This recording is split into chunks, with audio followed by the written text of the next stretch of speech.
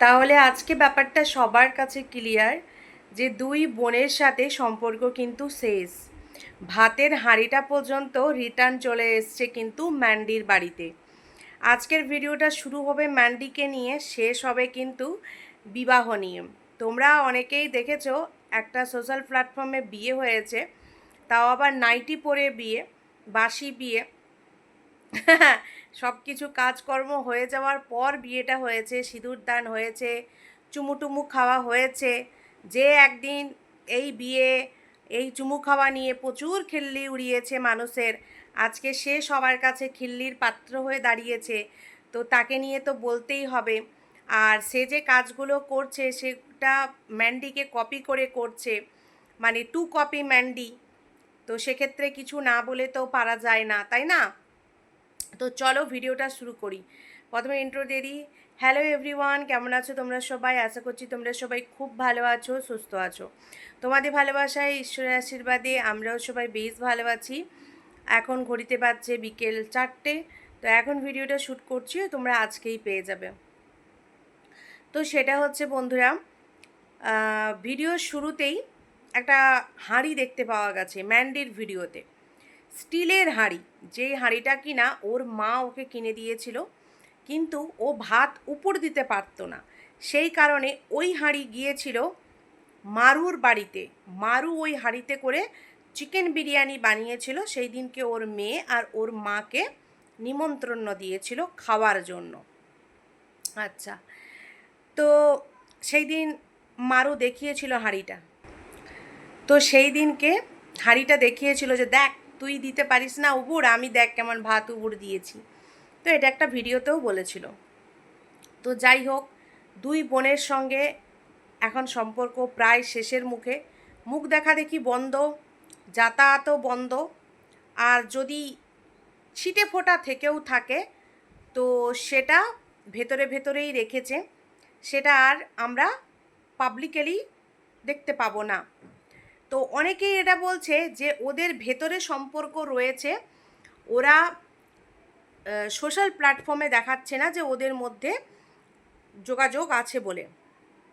কিন্তু বন্ধুরা, আমি একটা জিনিস দেখলাম, সেটা হচ্ছে আমি মারুর চ্যানেলে গিয়ে দেখলাম ও ওর দিদিভাইয়ের সঙ্গে যতগুলো ভিডিও করেছিল, যতগুলো রিলস ছেড়েছিল, সব মানে শর্ট ভিডিও, একটাও নেই, সব ডিলিট করে দিয়েছে। আর না হলে প্রাইভেট করে দিয়েছে, পাবলিকলি একটাও নেই। সেই জায়গায় আমি আবার ম্যান্ডির চ্যানেলে গিয়ে দেখলাম, ম্যান্ডির চ্যানেলে দেখলাম যে ওর বিয়েতে গিয়ে যে 3টে না 4টে রিলস বানিয়েছিল, সেই 4টেই কিন্তু রয়েছে। আর সেই 4টেতে প্রচুর পরিমাণ ভিউও হয়েছে কিন্তু। 1,80,000, 2.5 লাখ এরকম করে ভিউ হয়েছে। তো ম্যান্ডির আছে কিন্তু মারুর চ্যানেলে নেই। তো বলি, যদি এদের মধ্যে ভেতরে ভেতরে সব কিছু থাকে, তাহলে চ্যানেল থেকে ভিডিওগুলো উড়িয়ে কেন দিল? মানুষের মনের মধ্যে যখন একটা রাগ, ক্ষোভ, অভিমান জন্মায় না, তখনই মানুষ এগুলো করে। আর এগুলো মারুর মধ্যে প্রচুর পরিমাণে রয়েছে। ও কেঁদে কেটে যেভাবে হোক বুঝিয়ে দেবে যে ওর দিদিভাইয়ের সাথে কোনো রকম সম্পর্ক নেই। আর ম্যান্ডি যেহেতু সোশ্যাল মিডিয়াতে অনেক দিন ধরে রয়েছে, ও একটু মানে শক্তপুক্ত হয়ে গেছে। ও চট করে আউটবাস্ট হয় না। যখন দেখে যে সামনের পার্টি পুরোটা প্রায় বুঝিয়ে দিয়েছে, তখন ও টুকটাক থাম্বেল টাইটেলে বা কিছু কথাতে জাস্ট ব্যাপারটাকে ছুঁয়ে বেরিয়ে যায়। তাতে করে ও বুঝিয়ে দেয় যে হ্যাঁ, এই ঘটনাটা সত্য। আর সেটাই কিন্তু আজকে ও করেছে।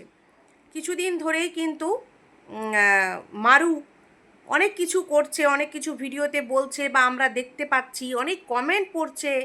সেই মেলা গেল, মানে বহুদিন, আজ মনে হয় হয়ে গেল 15 দিন 20 দিনের কাছাকাছি, দুই বোনকে আর এক ফ্রেমে দেখা যাচ্ছে না। যখন থেকে আমরা ঝড় তুলেছিলাম যে তুমি শাড়ির ব্যবসাটা করো না, শাড়ির ব্যবসা করলে অটোমেটিক এক মানে ওরকে যে মানুষগুলো দেখে সেগুলো তো বেশিরভাগ ম্যান্ডিরই ভিউয়ার্স, ঠিক আছে? ম্যান্ডির মুখ দেখেই কিন্তু বনুকে চিনে। তো মানুষ কার কাছে শাড়ি কিনবে? দিদির কাছে কিনবে না বুনুর কাছে কিনবে? এবার কেউ ভাববে বুনুর এখন কাঁচা সংসার, ওকে একটু পাকা করতে হবে, ম্যান্ডি যাই হোক একটু পাকাপুক্ত হয়ে গেছে সংসারটা, একেই দিই, দুটো পয়সা পাবে, লাভ পাবে। মানুষের তো দেখো, যারা ভিউয়ার, যারা ওদেরকে ভালোবেসে এত জিনিসপত্র দিচ্ছে, তারা তো একবার হলো এই কথাটি ভাববে যে ওর কাঁচা সংসার, ওর ইনকাম কম, ওকে তাহলে একটু সাপোর্ট করি, ওর কাছ থেকে কেনাকাটা করি। তো এই হচ্ছে ওদের প্রথম দ্বন্দ্বের সৃষ্টি। তারপর আরেকটা কথা বলে রাখি, অনেকেই বলছে এখানে নাকি সু ওতপ্রোতভাবে জড়িত আছে, মানে এমন কিছু কথা মারু বলে ফেলেছে সুয়ের কাছে, না সুয়ের দিকে যেতে পারছে না এ দিদিভাইয়ের দিকে যেতে পারছে, যে সু যদি আউটবাস্ট হয়ে যায় তাহলে আমি কোথায় যেয়ে দাঁড়াবো। কিন্তু আমি বলছি এতে শুধু সু নেই, এর মধ্যে জড়িত আছে কিন্তু আমাদের কাকিমাও, ঠিক আছে, আমাদের কাকিমাও জড়িত আছে, মানে ম্যান্ডির মা। ওই মানুষটিকে অনেকেই তোমরা ভালো বলো, আমিও ভালো বলি, কখনো খারাপ বলি না, কিন্তু ওই মানুষটির একটি স্বভাব আছে, সেটি হচ্ছে আমি অনেকের ভিডিও দেখে বা অনেকের কাছে কথা বলে মানে শুনেছি, অনেকের মুখে, আমি কথা বলিনি ওনার সাথে, অনেকের মুখে শুনেছি বা প্রমাণও পেয়েছি, উনি কোনো কথা পেটের মধ্যে রাখতে পারেন না, এর কথা ওকে, ওর কথা একে, এটা করাই ওনার হচ্ছে কাজ। সেই কারণে কি হয়, মানুষের দ্বন্দ্বটা আরও বেশি বেড়ে যায়। ধরো এমন কিছু কথা থাকে যেটা আমরা বলি না, চেপে যায়, তাতে সম্পর্ক ভালো থাকে, কিন্তু সেই কথা যদি তৃতীয় ব্যক্তি এর কাছে এর কথা, ওর কাছে ওর কথা করে বেড়ায়, তখন কিন্তু ঝড়টা আরও বেড়ে যায়, মানে সে আগুনে ঘি ঢালার কাজটা কিন্তু এর মা করে। তো হতে পারে বা হয়েছে, এমন কিছু কথা হয়েছে দুই বোনুর মধ্যে, যেখানে কাকিমা টোপকেও কিন্তু আগুনে ঘি ঢেলে দিয়েছে। অনেক কিছু কারণেই কিন্তু আজকে এদের সম্পর্কটা ভেঙেছে, শুধুমাত্র একটা কারণে বা আমাদের বলার জন্য যে সম্পর্ক ভেঙে গেছে এমনটা কিন্তু নয় বন্ধুরা। এতদিনে ব্যান্ডি টাইটেল থাম্বনেলে দিচ্ছে যে বর যা বলে, মানে বরের নাম করে লিখেছে, বর যা করে আমার ভালোর জন্যই বলে, আর বরের কথা শুনলে আমার আগে থেকে যদি বরের কথা শুনতাম তাহলে আমার ভালোই হতো। হ্যাঁ অবশ্যই, ওর বর স্যান্ডি আগে থেকেই বলেছে যে খাওয়া দাওয়া লেনদেন এগুলো বন্ধ করো, তোমার বোনুর সাথেও বন্ধ করো, দিদির সাথেও বন্ধ করো। আর একথা সত্য, যতই ওই দিদির সাথে, মানে সুদিদির সাথে যতই এদের গিফটের আদান প্রদান হোক, এ ওর বাড়ির গিয়ে খাসি মাংস খেয়ে আসুক, ও ওর বাড়ি গিয়ে খাসি মাংস খেয়ে আসুক, এরা সারা জীবন সাপে লেউলেই থাকবে। কেন কি, ও একটা কন্ট্রোভার্সি ক্রিয়েটার, ও কিছু দেখলেই ছোবল মারবেই সেখানে, সেটা নিয়ে কন্টেন্ট করবে, ভিডিও করবে। আর এরা হচ্ছে ব্লগাররা কখনো কন্ট্রোভার্সিদের কথা নিতে পারে না, কখনো নিতে পারে না, ঠিক আছে। তো এই জন্য ব্লগারেরই বন্ধু হতে পারে, একটা ব্লগার একটা কন্ট্রোভার্সি ক্রিয়েটার কখনোই বন্ধু হতে পারে না। তোমাদেরকে একটা ছোট্ট এক্সাম্পল দিই, যেমন ছোট্ট ছেলে, তোমরা জানো ও সবাইকে নিয়ে কমেডি ভিডিও বানায়, মানে রোস্ট ভিডিও বানায়, কিন্তু ওর অতীব প্রিয় বন্ধু বান্ধবী বলো, তিথি তুষার, ঠিক আছে, সরি এদিকে হচ্ছে তুষার, তিথি তো নাকি, হ্যাঁ তিথি তুষার, আর এদিকে হচ্ছে তোমার ওই মেয়েটার নাম বলো না, পৃথি মণ্ডল, এদেরকে নিয়ে কিন্তু ওর চ্যানেলে আমি কোনো দিন রোস্ট ভিডিও দেখিনি। পৃথিকে নিয়ে দেখেছি কিনা জানি না, তবে তিথি তুষারকে দিয়ে আমি কখনো দেখিনি।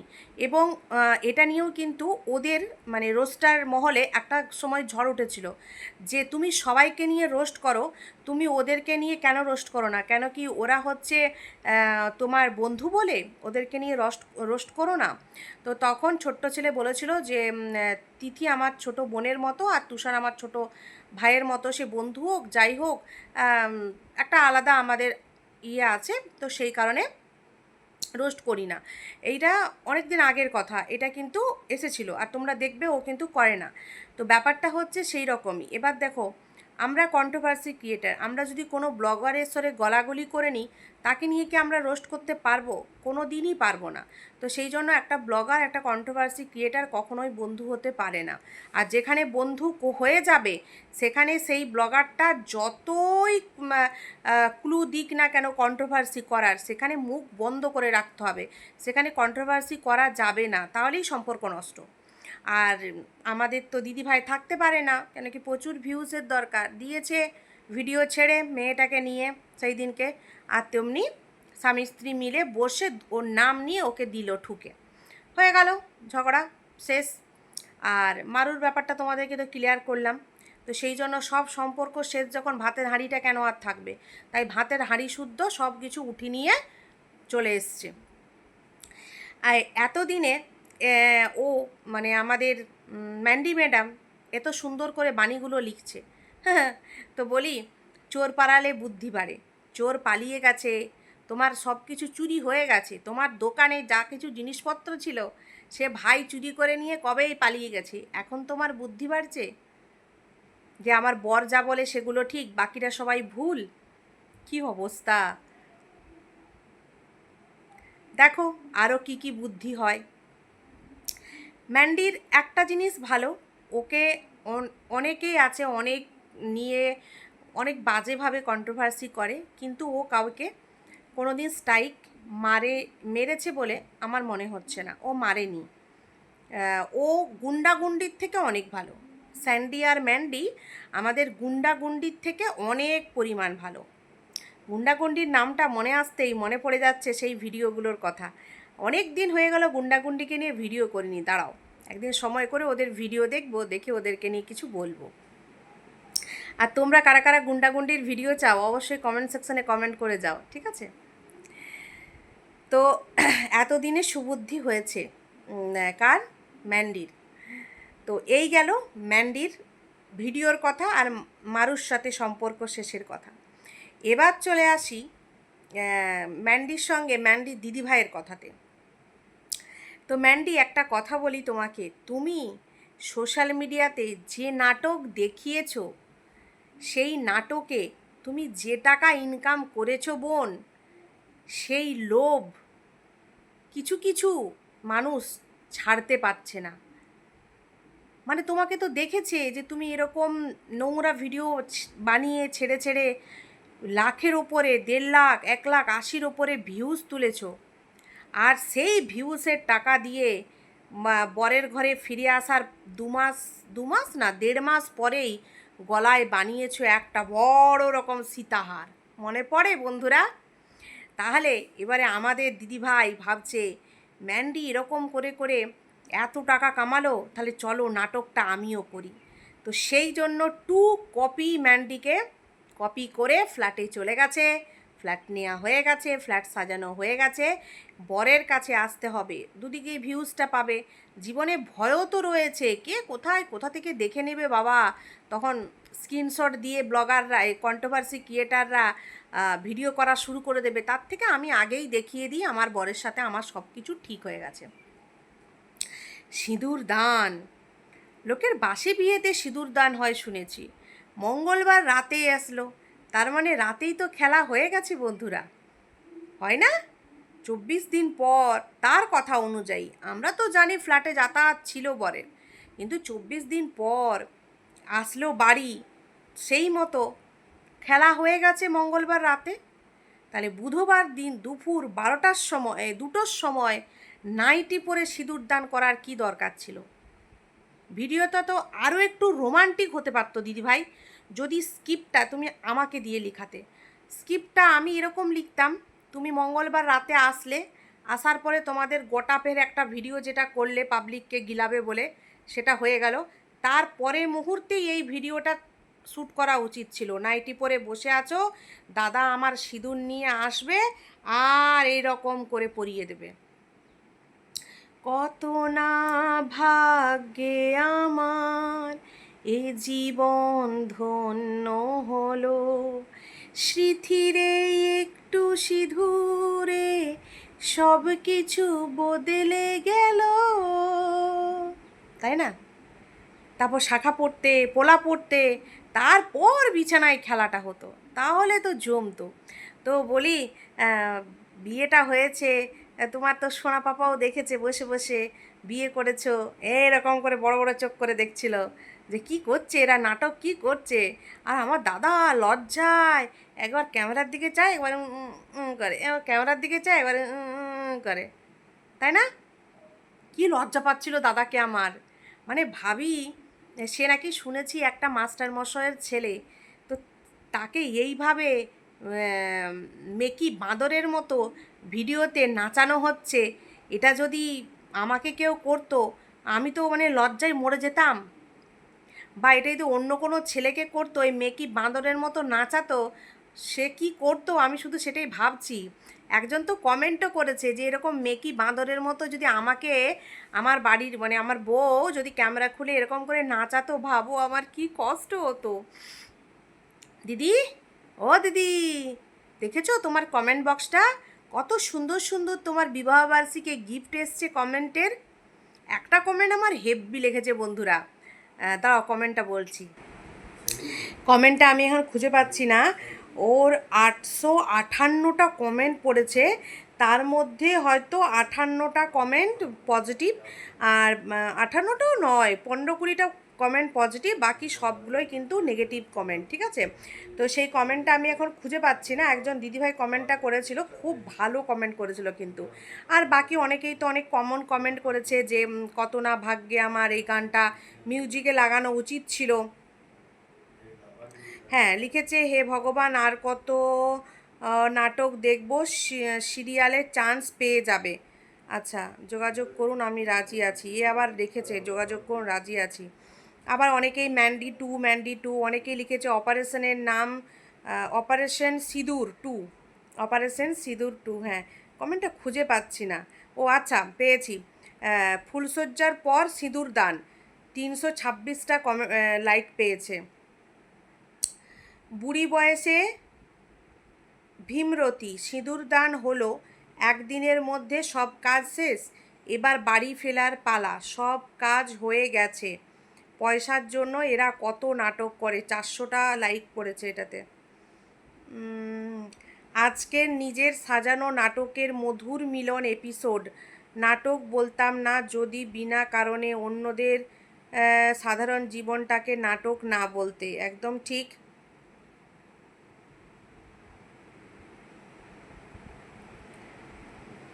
এতগুলো কমেন্টের মধ্যে না ওই কমেন্টটা খুঁজে পাচ্ছি না, বেশ ছন্দের মতো লেখা ছিল কমেন্টটা। আচ্ছা, পেয়ে গেছি, চলো ফাইনালি। ধর্মের ষাঁড়, শোনো, ধর্মের ষাঁড় ফুলশয্যা করে সিঁদুর দিচ্ছে, ওরে ওরে কালে কালে কি যে হলো, পুলি পিঠে লেজ গজালো। হ্যাঁ, আমি শুধু ওর কমেন্টগুলো পড়ে গেছি আর হা হা করে হেসে গেছি বন্ধুরা।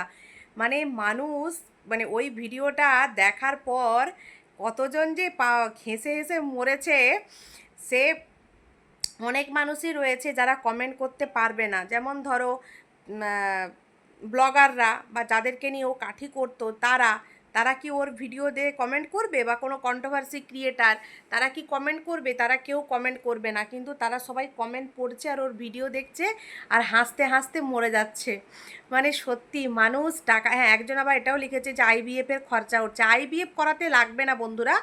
ও যে ডেরা, মানে বলে না ঘরকে অনেকে বলে ডেরা, তো যে ডেরায় ও ঢুকেছে, তো ওই ডেরায় তো ওকে তো কেউ চিনে না। আর শ্বশুরবাড়িতে থাকলে কেউ যদি ওর সঙ্গে দেখা করতে আসছে, কেউ যাচ্ছে, আশেপাশের লোক বলবে মাস্টারমশাই আপনার বাড়িতে অমুক ব্যক্তি এসেছিল, কে কান কান খবর হয়ে যাবে। একটু রিস্কের ব্যাপার, কোনো অজানা ব্যক্তি বাড়িতে আসলে আশেপাশের লোকজন, তারা তো অনেক দিনকার ওখানকার স্থানীয় মানুষ, তাদের কাছে খবর যাবে যে কে এসেছিল, কি ব্যাপার, হেন তেন অনেক কিছু ঘটনা রয়েছে, গটাপ রয়েছে। ফ্ল্যাটে থাকবে, ফ্ল্যাটে দেখো কে কার ঘরে কে আসছে যাচ্ছে, কে থাকছে কেউ চিনে না, বলেই দেবে যে ও আমার দাদা হয়, ও আমার মামি হয়, ও আমার মাসি হয়। তোমাদেরকে ইঙ্গিতে যেটা বোঝানোর চেষ্টা করছি সেটা তোমরা বোঝার চেষ্টা করো, ঠিক আছে? তো আইবিএফ আর লাগবে না, ও বিনা আইবিএফেই এবার ওই হয়ে যাবে, সব হয়ে যাবে। যে কাজ অনেকেই অনেক ওর ভালোবাসার ভিউয়ার্স কমেন্ট করেছিল, জয়ী হয়ে ফিরে এসো, জয়ী হয়ে ফিরে এসো। তো হ্যাঁ, এবার পুরো ওয়াইটি দেখবে ও কিভাবে জয়ী হচ্ছে, মানে ওর যেটা চাহিদা, ওর যেটা চাওয়া পাওয়া, তো সেটাতে ও কীভাবে জয়ী হয়ে ফিরে আসবে, সেটাই এখন পুরো ওয়াইটি দেখার জন্য ওর চ্যানেলের দিকে বড় বড় চোখ করে সবাই বসে আছে, ঠিক আছে, যে কীভাবে ও জয়ী হয়ে ফিরে আসবে। কেন কি ও যেটাই করতে যাবে কিন্তু সেটাই মানুষ ওর কাছ থেকে প্রমাণ চাইবে, যেটাই করতে যাবে সেটাই মানুষ ওর কাছ থেকে প্রমাণ চাইবে। কেন কি ও অন্যের ডিএনএ টেস্ট নিয়ে কথা বলেছে, অন্যের বাচ্চা নিয়ে কথা বলেছে, ঠিক আছে। তো সেই জায়গা থেকে ওকে তো কেউ ছেড়ে কথা বলবে না। তো যাই হোক, আজকে দুই বোনুকে একটু একটু করে দিয়ে গেলাম। কেমন লাগলো ভিডিওটা অবশ্যই তোমরা জানিও। তো লাস্টে আমার দিদি বিয়ে করেছে, দিদির গানটা আমার প্রথমেই করা উচিত ছিল, কিন্তু আমি লাস্টে গানটা গাইছি, তো তোমরা মন দিয়ে শোনো।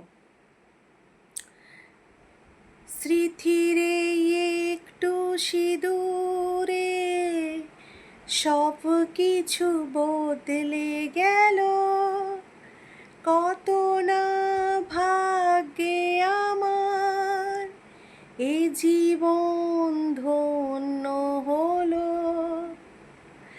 সুখী যদি করতে পারি তবে আমি সুখী হব। যাই হোক বন্ধুরা, আমি গান টান জানি না, কিন্তু এই গানটা এই ভিডিওর সঙ্গে খুব যাচ্ছিল, তাই ভাবলাম চলো দু লাইন আমিও গেয়ে ফেলি আমার ফাটা গলায়। তো চলো, ভিডিওটা এখানেই শেষ করলাম। কেমন লাগলো অবশ্যই জানিও। সবাই ভালো থেকো, সুস্থ থেকো। দেখা হচ্ছে নতুন একটি ভিডিওর সঙ্গে। ততক্ষণের জন্য সবাইকে টাটা।